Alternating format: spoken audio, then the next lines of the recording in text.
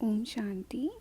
आज हम अव्यक्त मुरली अध्ययन प्रोजेक्ट के लिए 5 फरवरी 1979 की मुरली का रिवीजन करेंगे, जिसका टाइटल है मधुबन निवासियों के साथ बाप दादा की रूह रेहान।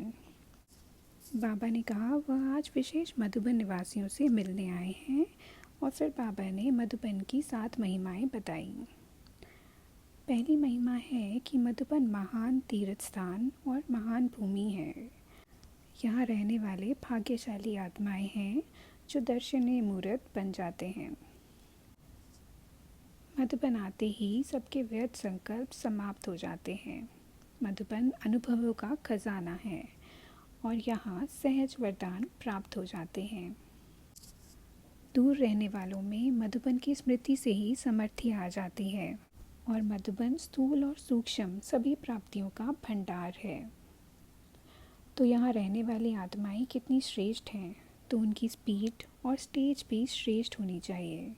वह सदा सिद्धि स्वरूप होने चाहिए, सदा चढ़ती कला और हर कदम में जमा करने वाले हों, विघ्न विनाशक चारों सब्जेक्ट्स में मार्क्स लेने वाले और सर्व प्राप्ति स्वरूप हों। फिर आगे बाबा ने कहा कि अब ऐसे कनेक्शंस बनाओ कि एक से अनेकों की सेवा हो जाए।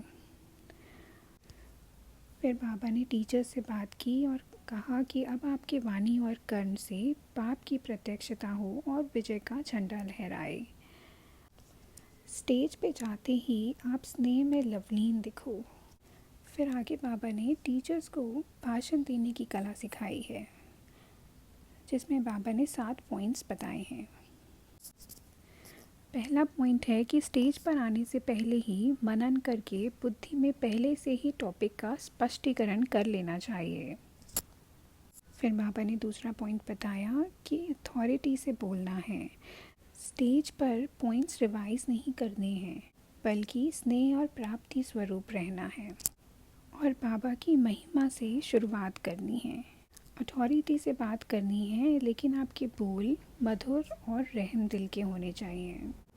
फिर बाबा ने कहा कि एक्सप्लेन करते हुए और महिमा करते हुए बीच बीच में ऑडियंस से कनेक्ट करते जाएं, उनसे संबंध जोड़ते जाएं कि हम ऐसा क्यों कहते हैं, इससे क्या प्राप्ति होगी और हम लोगों का अनुभव क्या है।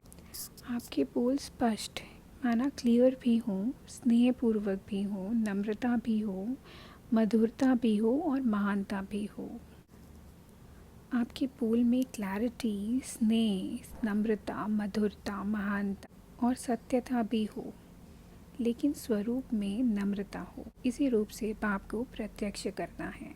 फिर बाबा ने कहा कि निर्भय के बोल हों, लेकिन साथ में मर्यादा भी हो, तो इन दोनों का बैलेंस बना के बोलना है।